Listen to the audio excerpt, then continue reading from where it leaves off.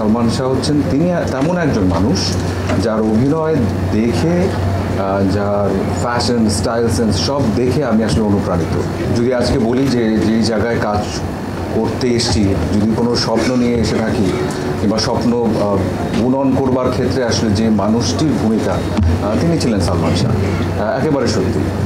আমি কখনো ভাবি নাই আমি একজন অ্যাক্টর হব, আমি কখনো ভাবিনি আমি কখনো পর্দার সামনে দাঁড়াবো, কিন্তু যখন ওনাকে দেখতাম, আরেকজন মানুষ আছেন নোবেল ভাই, তো সালমান শাহ হচ্ছেন তিনি তেমন একজন মানুষ যার অভিনয় দেখে যার ফ্যাশন স্টাইল সেন্স সব দেখে আমি আসলে অনুপ্রাণিত।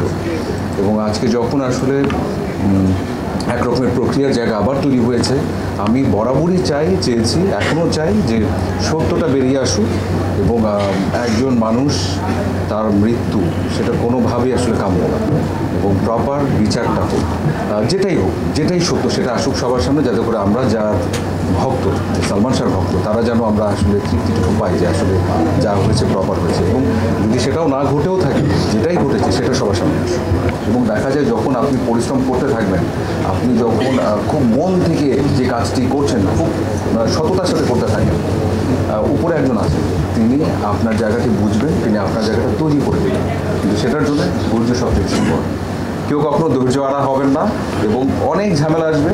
জীবন একটা যুদ্ধের মতো চলতে হবে, যুদ্ধ করেই বাঁচতে হবে, কিন্তু কোনোভাবে ফ্রাস্ট্রেটেড হবেন না, কোনোভাবে মন খারাপ করে ভেঙে পড়বেন না। জানবেন আল্লাহ সবার জন্য আছেন, সবার জন্য যার নিজেকে ব্যবস্থা করা আছে, কিন্তু আমাদের চেষ্টা করতে হবে।